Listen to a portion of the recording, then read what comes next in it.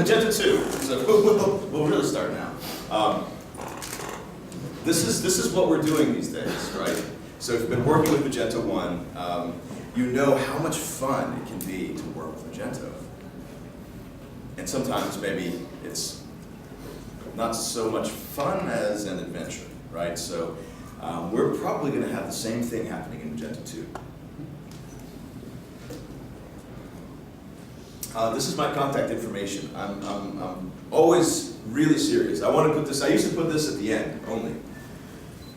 But I really want you to reach out if you have any questions or input or anything, because that's my job, is actually to take your experience, or even if you think you have, sometimes people will say, I think it's a dumb question. No, absolutely not. If you have a question about Magento, please send it to me. If you were trying to install it and you found there was something tricky about it, let me know. The only way that we actually can build the right thing for you all is if you tell us about it, tell us about your problems, tell us about your successes, and then I go and I tell the product team. Like that's my job. That's why I get to fly into Moscow at like 3 a.m. So, it's figured I would use a sporting analogy here. Batter up. It's basically Magento 2 is on deck. So in baseball, which is actually not my favorite sport, I really much prefer football. Football with feet, not football with hands. But in baseball, you always have this. You have this situation where you've got someone, and everyone's focused on it, right? Because you've got the batter sitting there, they're at the plate. You've got the pitcher. You've got everything set up for that. Then you've got the person who's up next, and they're just sitting there, stretching their arms, getting ready, getting warmed up.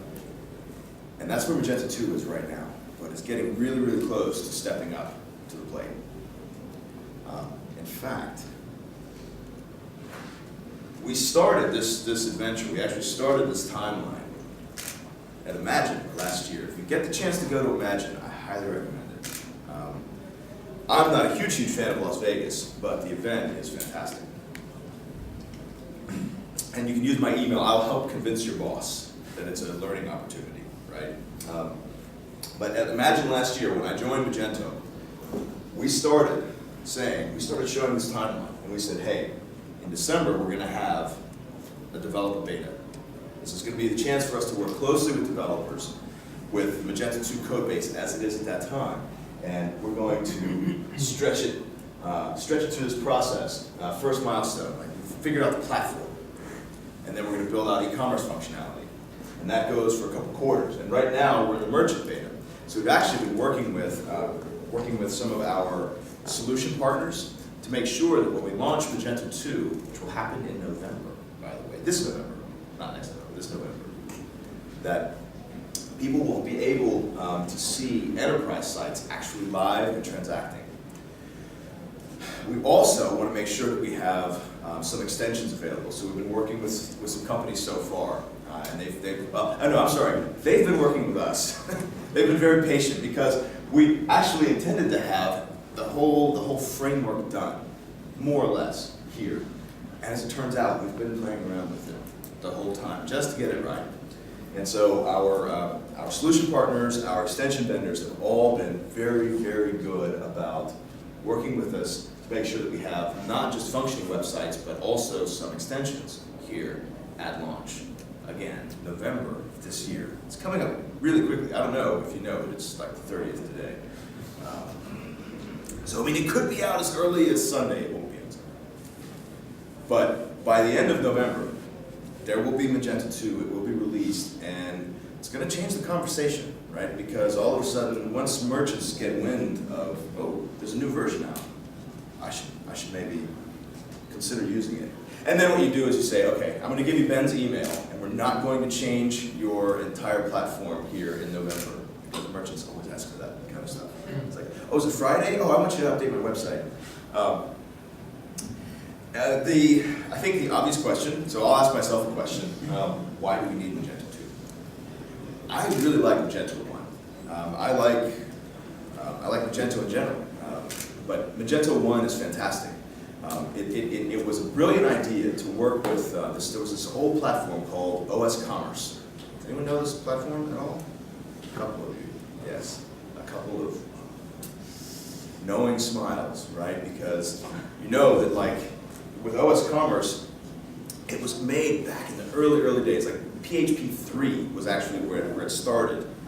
And then you move into PHP 4, but it was really all procedural, right? And it's a really tough way to build an e-commerce app. So with Varian, the company that made Magento, what happened was they were actually working for clients. They just had really big commerce agencies, and they were using OS Commerce. And as their clients got bigger and bigger, they realized that they couldn't possibly serve them anymore with OS Commerce. It was too brittle. You made one change here, everything broke. There was no way to upgrade anything. But it did have one of the coolest things about OS Commerce was this huge marketplace of extensions. So they said, hey, we're going to build something that's going to replace this, but we're going to make it in a way that developers can work with it. And that's the awesome thing. That's what makes Magento, I think what makes Magento great, is that you can change the system. You can change existing behavior. You can add to it without breaking the upgrade path, if you do it right. So don't edit the core, basically. And, let's see, I'm still not preamble here. So anyway, Magento 1 comes out, and it's truly amazing. I remember like the difference between working with OS Commerce, and I built so many sites with OS Commerce. Going to Magento was outstanding. It was you felt like you could do anything once you figured it out, right? Like layout XML, what the hell is that? That took me a couple of years to really get. And fast forward a few years, like to where we are now, and Magento has become, it's got a huge market share. It's a great solution. Like out of the box, you get so much functionality, and then you can adapt it to your clients. And there is pretty much a principle in commerce that every single commerce site is going to be custom somehow. It's going to be specific to that business, that vertical, the individual users who have to use it, and as well as the integrations. So as great as Magento 1 is, there were a couple things that happened. One, we realized we just needed to improve Magento to meet people's expectations. It's funny, before OS Commerce, people had no real concept of open source commerce. Then with OS Commerce, you had a basic set of functionality. Then with Magento, you had a massively expanded set of functionality. And at the beginning, it's always like, wow, this is new and shiny. But it's just like any toy that you get for Christmas or something. It sits there and you're like, okay, well, yeah, what next? Right? People's expectations, both customers and admins, their expectations of their e-commerce platform changes over time. Users have a curious way of always sort of getting used to the newest thing and then wanting the next thing. And then there's another like river flowing into this, and that is how much PHP development has changed, right? The craft of PHP in the last couple of years. So I have the privilege of going to like PHP conferences, not friendly audiences like, hey, we know we're going here to talk about Magento, but places where I'm actually wearing, the Magento shirt, right, the one that you've got on, and I walk in. Mr. Magento, and I get PHP people come up to me and they go, I had to use Magento once. No. Let's calm down. Let's talk about it. And they come up and they say things like, why did you build it this way? You can't test it. I'd say, okay, I understand. You can't test it very easily. And they think it's a really bad decision that we didn't make it to be easily tested. And I have to look at them and say, how much of your code in PHP were you testing back in 2007? No one was, right? But that is becoming more and more normal. So as I go around to these PHP conferences and I talk with other developers, they're more and more when you have tests like TDD talks or other kind of testing related talks, and invariably someone will say, okay, now who's doing testing or test-driven development? More and more people are putting their hands up. The language, PHP itself, is advancing pretty rapidly. I have this theory that it's actually because a lot of, there's really cool apps like Magento And then there are organizations that are either like all .NET, all Java, but then someone in marketing, says, hey, I heard about Magento, we should use Magento. So you get Java developers have to use PHP, and then they're like, wait, there are no namespaces? Okay, let's fix this. So they add namespaces, they add capabilities, they make PHP a stronger, more capable language. So all this stuff is coming together, right? Commerce never slows down. And I think we've seen over the past few years that PHP is essentially doing the same thing. So we have to make changes. And Magento 2, as opposed to like Magento 1.10 or 1.11, where we could take the current version of Magento, at some point we have to say, full stop. Let's push the reset button, let's change the architecture. Let's set ourselves up, not for how things are today, but let's set things up for down the road. That's what we're doing with Magento 2. So once again, I have Magento 2 here. I did actually get it installed, by the way, in Zurich, so I have it here running. and if I were any good at my job, I would actually have screenshots in here in case I can't give a live demo. But we wanted to, I'll start with some of just the admin-facing features, right? So, with the admin, if you've ever had to spend much time in the Magento admin, it's very functional. It was clearly built by a developer, right? I teach several classes for Magento, and one of these classes is how to use, basically how to use the Magento admin panel. And I always have to explain to people, okay, sorry, it's not so easy like Facebook or some other application. You actually just think about it in terms of the developer putting blocks together and just not putting any polish on it, right? So it's just pure functionality. Magento 2 was a chance for us to actually do user testing, actually get real live commerce users into our labs and say, hey, what's your experience? Play around with this. What's painful for you? What works? What doesn't?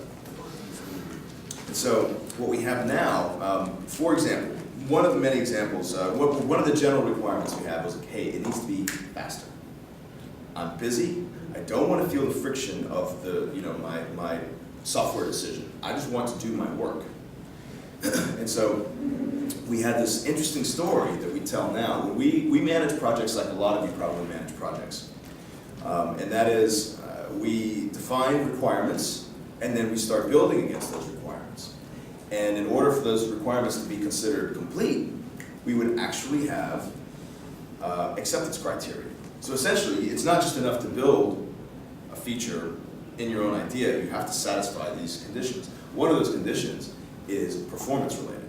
So for example, we know in a grid, in the admin, if you have 1 million SKUs, it's going to return, if you do a filter or sort against a certain hardware profile, it'll return in under 2 seconds. That's actually how the feature has to be built. So if you filter, given a hardware profile, if I'm a developer and I'm making this feature, I'm making this functionality, I have to actually, I have to make sure not only that I build the function, but that the function performs quickly. So this was an important story for us to have all throughout Magento 2, because we can't release Magento 2 and have it be slower than Magento 1. But interestingly, Magento 2 is it's a larger code base, right? There's many more classes. Everything's broken apart. So it took a lot of engineering for us to get it right. If you've been a Magento developer for a while, you probably know Inchu, and it's a great company out of Croatia. And they have a really smart guy. They've actually got several smart people there, but they've got this really sharp guy, back-end person, Marco. Marco, in January, he was playing around with Magento 2, and he just said, I'm sorry, it's really slow, and there's no way they can fix it. He put this on his blog, and we're just like, oh, shit. So I mean, first of all, like, January was not the right time to test Magento for performance, right? Because it was super beta. But it really did point out to us, it sort of reinforced the fact that we really needed to make sure it was faster. And so we put a lot of engineers on it. we've got about 100 people working on Magento 2 and have for a while. And fast forward several months, I think it was around June or July, and Marco updated his blog post, and his post was just like, I don't know how they did it, but they did it. We made it faster. We put a lot of thought, we smoothed out some rough corners, we rethought how some things were implemented, and then we made sure that Magento has multiple modes, like you can work with it as a developer and it's going to calculate its state constantly. Or you can put it in production mode and it's blazingly fast because it's doing a lot of pre-compilation. So, that's the backdrop for item number 1. But don't worry, the rest won't take that long. We also wanted to make sure that people could do things like, as an admin user, think about this as the user story. I want to be able to arrange columns wherever I want to put them. And then I want to be able to save filters and sorts and columns. I want to be able to add attributes without having to call my developer. And from the developer standpoint, hey, as a developer, you can create a grid and add attributes to this just with XML. These are the stories of the new Magento admin. Again, I have it running here, and so I can demo this for you all later. And then there were other things like people want to be able to walk around their store or their warehouse and interact with their backend via tablet. So these are the kinds of things that we were building into functionally. So this is kind of the end of my user story. Everything else is all developer focused. I talked about performance for a second. Performance is core. I mean, performance is always on our mind, right? But what I mean when I say performance is core, here in Magento 2, that means that it's actually part of this community edition. So things like full-page cache, which is now based largely on Varnish, is a core feature in Magento 2. Whereas right now, full-page cache is part of Enterprise Edition. So what we wanted to do was differentiate between performance and scalability. Scalability is reserved for enterprise. Makes sense. If you're operating at scale, probably an enterprise business. And as I mentioned, we do performance testing as part of our acceptance criteria. So it really is built from the core in the beginning. Features, they're not done until they work quickly. Also, by the way, when a product company tells you how fast their product is, don't ever believe them, right? Run the benchmarks yourself. We have our performance benchmarking kit is online, and you can actually run these tests yourself and verify what we're saying. Like, that is one of the things I really like about Magento, is that we are really, really open about this stuff. We also wanted to make sure Magento 2 was easier for external integrations. So a Gartner study, it's becoming more and more famous, where they did a broad survey of e-commerce stores, and they found that the average number of external integrations is 14.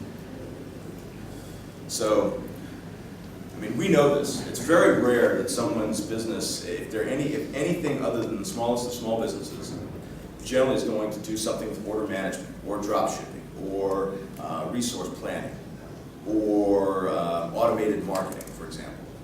So we want to make sure that this stuff is, in Magento 2, that these kinds of things, these kind of external systems can hook into Magento 2 much easier, right? Now, I tell you this stuff. I tell you, like, hey, we've made it better.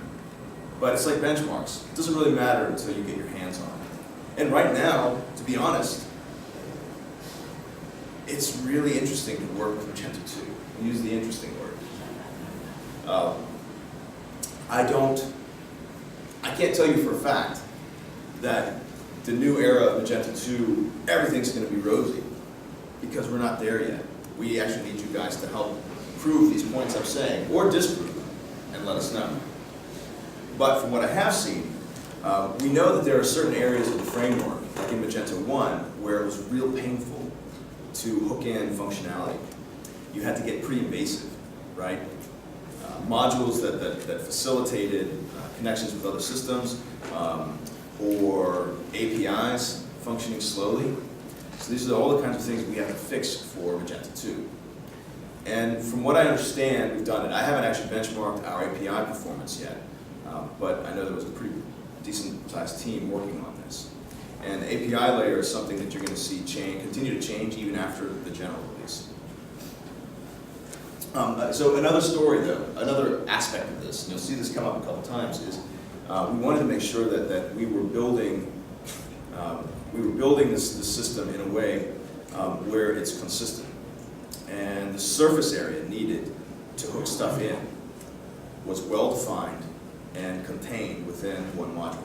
Makes sense, right? If you want to build in some functionality, or if you want to hook in an external system, you don't want to have to keep track of 3, 4, 5 internal modules because they all reference each other. So we kind of pulled things out using dependency injection. And this allows us, theoretically, to have some really serious integrations and use Magento really like a proper commerce platform. Now, from the developer story, customization. This is, again, one of the key things for Magento in general. What we decided when we were updating everything for modern PHP was we were going to use Composer. So we're using Composer as our dependency manager, and that works internally. And now externally, you can also manage your dependencies using Composer. It's literally possible to install Magento with one Composer create project statement. It's really, really cool. Because these days, one of the great things about where PHP is these days, like let's say I need some particular OAuth implementation.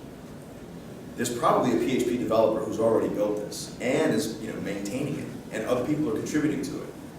I shouldn't have to rebuild that to use it with Magento. By using Composer and by following certain PHP standards, we're able to pull in these external code projects.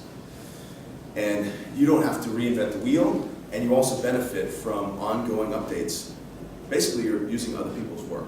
This is one of the great advantages of PHP, of open source.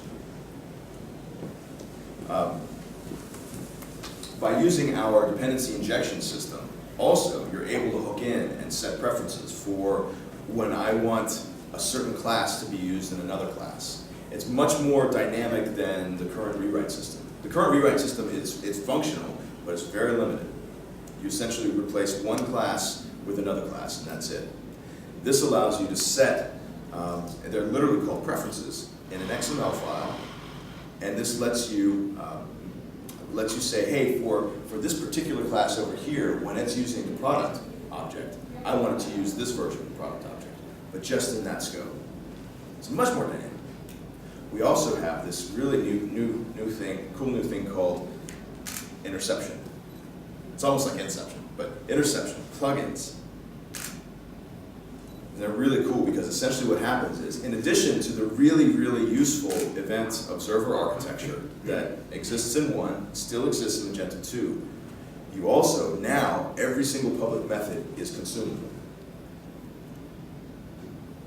Which means I can execute code before, I can execute code after, or I can consume the entire public method, right? It's super powerful. It's going to be used for all sorts of evil stuff. We know this, because man, if you give people the ability to do something, they're going to take it and run with it. This thing that we say in English, I don't know if it's a similar idiom here, but essentially, if you give a mouse a cookie, they're going to ask for milk. So we know that this is going to be a problem, and it's going to be very simple. I say simple things. It's very easy to do bad stuff, just like always. A system that really exposes its core in that way is going to be ripe for abuse. So it's on us to do our documentation correctly. Before I actually mention documentation, upgrades. Who's been through a Magento upgrade? Anyone? Yes? No? Who's not raising their hand because they just... yeah. Sometimes, so what often happens, so right now, so we've got this great thing that's happened called Shoplift. It was not good for, remote code execution vulnerabilities, never good. We found out about it, the researcher that discovered it, they said, hey, this is a problem. We said, okay, we put the patch out. And to this day, there's still like 60,000 sites unpatched, right? It literally, if it's unpatched at this point, just assume that your site is compromised and you're probably sending stuff out for free. what it showed us was that a lot of people are still stuck on like Magento 1.4. And a lot of the reasons this happens is because they got some bad module or they got some not great developers working on their core. So we wanted to make sure that we have good documentation to describe how to update, how to customize the system. We want to make sure that we're controlling extensions a little bit better. I'll talk about that in a moment. And then we also wanted to say, hey, we're gonna have test coverage. We're actually writing tests for our core: unit tests, functional tests, integration tests. That is pretty neat because that means that you can actually trial and upgrade and see if things still work. So that's the kind of the developer-facing side. The merchant-facing side, we're going to have a product roadmap. So when Magento 2 is released later November, we'll put a roadmap of features coming out. We're going to have a quarterly release cadence. That means new versions of Magento, 2.1, 2.2, 2.3, every quarter moving forward. So your merchants are going to ask, they're going to say, hey, I want 2.1 because it's got these features. Underneath, we're going to be working on the platform at a high velocity. And we use semantic versioning as a separate platform version number underneath. But your merchants are actually going to have some confidence to work with Magento 2 because they're going to see these features coming down the pipe, right? And if we're all working together, if we're all doing our job, which means testing, I can't say this strongly enough how important testing is in Magento 2. And we're all going to have to up our game as developers. Or if you're a merchant, you have to up your game as a merchant and start asking your agencies, insisting on it. Are you covering all of your custom code with tests? Because it's kind of silly that we don't have a lot of testing in e-commerce right now, right? It's really important. How many of you have pushed a breaking release to production? I know I have several times. Because you have to have, Magento's huge, you have to have a lot of people to help to sort of smoke test things. We want to make it possible for you to know that things are going to work from the beginning. So, test coverage, that's key.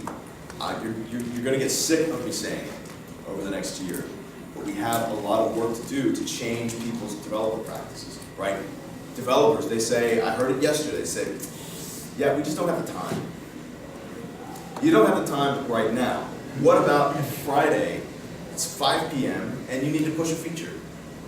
Testing means you can do that. I'll quote my friend Chris Harchis, the grumpy programmer, who has been taking a stick, beating PHP developers over the head for the last 2 years, saying, write tests, do test-driven development.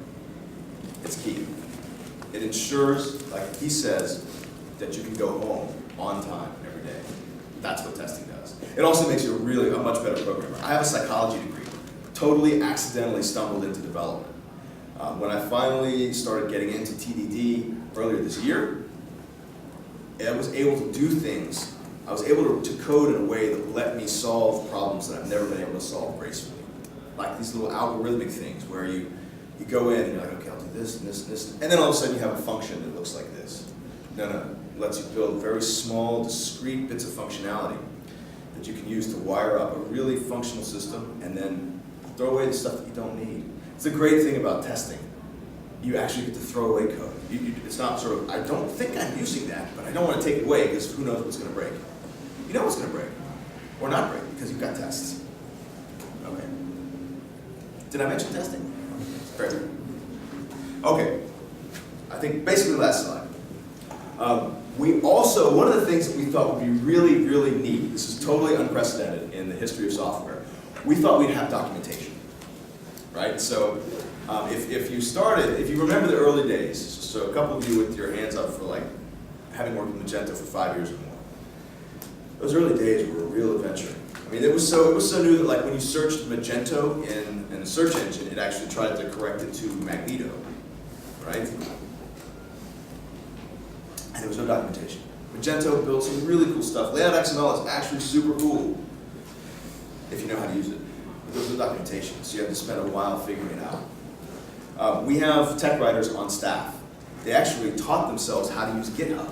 So not only are we writing documentation as we go along, we make it available for the community to add to or fix or whatever. I just submitted some pull requests to the docs team during the hackathon when I found a couple of errors.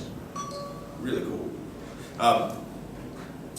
We have Magento U classes from the beginning. Magento U didn't start until 3 years after Magento's release. It's there now. We have Magento 2 content already. When I needed to make a note here, certification coming. What I mean, I really do need to change that, is actually that we're going to start working on certification in 2016. We may not have it finished. We always build our certification tests based on a working knowledge of the system, right? So, as developers, we sit there and we say, okay, what works, where do people have trouble? And that's what we test on. Oh, and one more thing. Magento Connect. Woo! Woo! And there's a couple people in here who I think are pretty happy about these changes, right? Magento Connect is a bit of a, well, this is going to be online later, isn't it? Magento Connect is a bit of a shit show right now. I mean, it is. I know I'm not supposed to say that, right? Because marketing is brilliant. Right now, someone asleep in Culver City is just going, I felt a disturbance in the force. But the reality is, there's 9,000 extensions in Connect, and that's way too many. There are huge applications like Salesforce that don't have that many. There's a lot of crap in there, right? So what we did was we actually have staff. We built up this whole static code analysis, and we turned it into an app store. So even paid extensions, you're getting it from our servers. What that means is that we get to do code review on everything. And that's good for 2 reasons, right? So first reason is that it makes sure that people are following good practices. We'll know a lot about their code. Second, and this is really important because we have some amazing extension vendors out there, and they have suffered us for so many years with here's another copy of my extension that we spent so much time building that's being sold for 1/10 of the price. So we're going to make sure that no one's stealing code. And we won't catch it 100% of the time, all the time.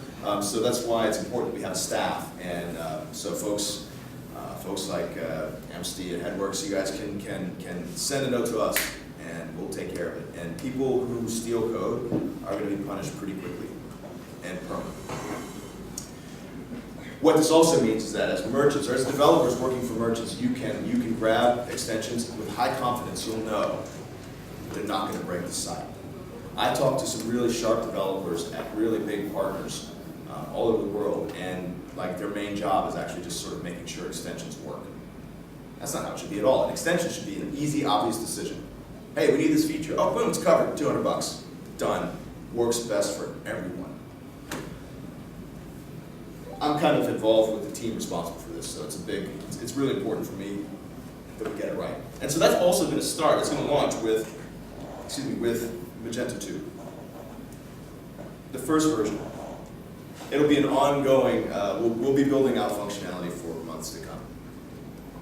And finally, collaboration with the community. You guys, if you're here, you're community, right? You guys define what the community is. We don't. We've been working with you on Magento 2. We've been working with you on documentation. Maybe not you specifically, but your peers in the community. They're already helping out. Magento 2 is actually a much different product because of the pull requests that developers have been submitting for the last year. It's made it very clear to us, something that we knew academically, but we know more than ever that we can't make Magento without you all and your experience and your feedback. So please feel free to go to GitHub, github.com/Magento, and you will find all of our stuff there. And just ask you to look at it, check it out, play around with it. Go to DevDocs. If you search in the search engine, install Magento 2, you're going to end up with DevDocs, and you'll be able to install it. That's me. That's the end. Done.